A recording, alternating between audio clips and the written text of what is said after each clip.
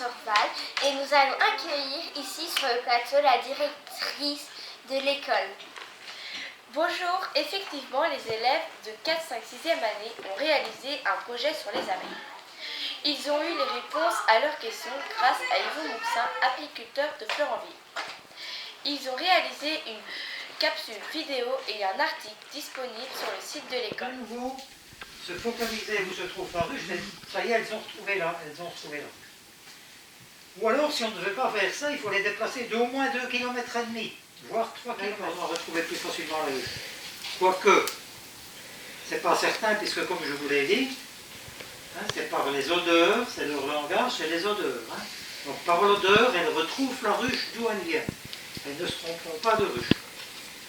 Mais on ne peut pas les déplacer comme oui. Ça c'est un petit dépliant. Vous allez apprendre des choses que je ne vous ai pas dit. Voilà. Alors,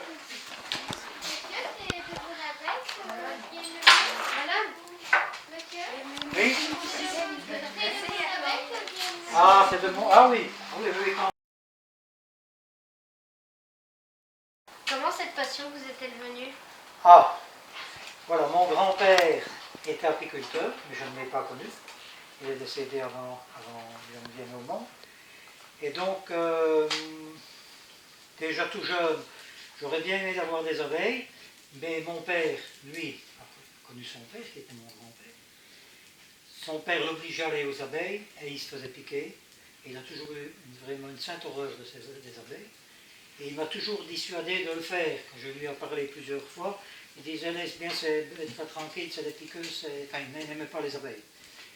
Et une fois, mais donc il y a 13 ans, 14 ans, j'ai vu un article dans le journal qui avait une session qui s'ouvrait à l'école d'apiculture de Sud-Luxembourg pour avoir une formation d'apiculteur.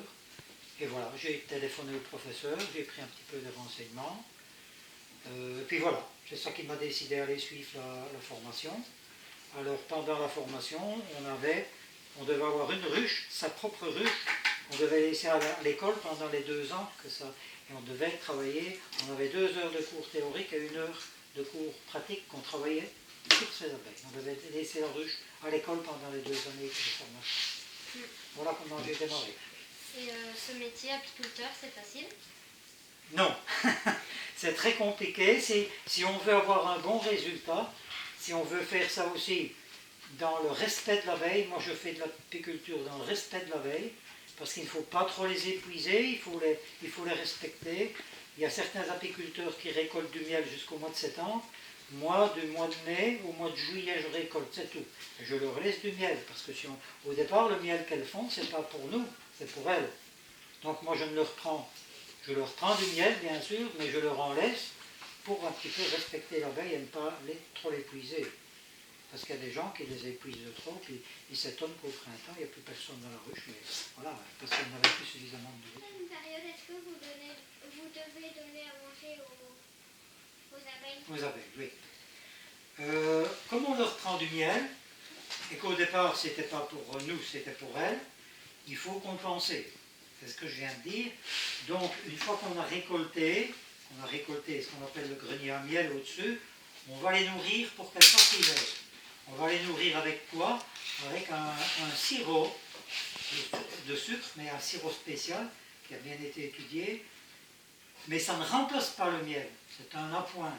Donc c'est pour ça, comme je disais tantôt, il ne faut pas trop les épuiser parce qu'elles n'auront plus suffisamment de miel pour tenir le coup jusqu'au printemps. Donc, on est obligé de les nourrir. Celui qui dit qu'il ne les nourrit pas, ce n'est pas vrai, ce n'est pas possible.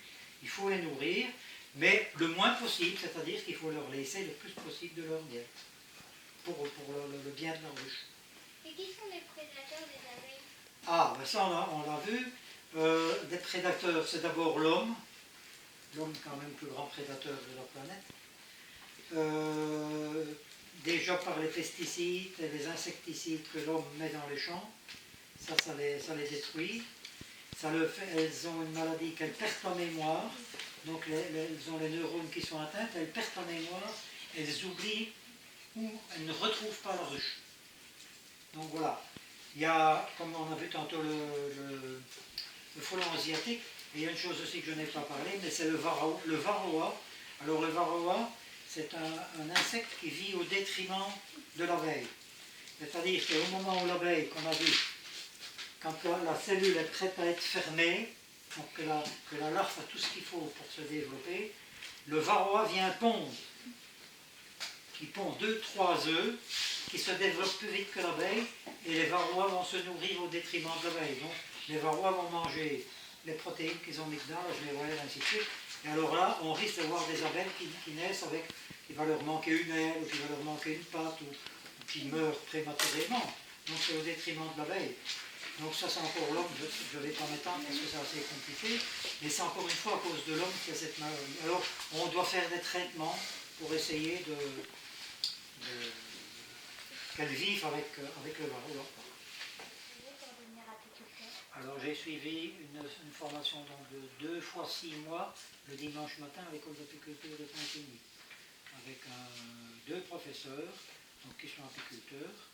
Et donc, comme je disais avant, on devait avoir une ruche. Donc le professeur nous a fourni une ruche, nous avons vendu une ruche avec une colonie. Et pendant les 2 ans, on devait laisser la ruche à l'école et s'occuper de chacun de notre ruche. Avez-vous des contacts avec les abeilles? Des contacts? Ben oui, physiques déjà, contact avec les piqûres. Oui, alors le contact, moi comme j'ai fait une fois une méchante réaction piqûre, je dois me protéger très fortement. Et alors on a des gants qui montent jusque là, mais elles arrivent quand même à piquer à travers les gants. Mais c'est un peu dommage, c'est pour ça donc, que j'essaye d'avoir des abeilles douces.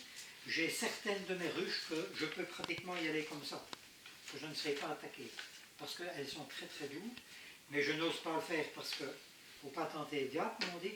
Mais j'aimerais bien au moins pouvoir travailler un jour sans gants. Parce que déjà ce sont des gants qui sont épais, soit en cuir ou en plastique.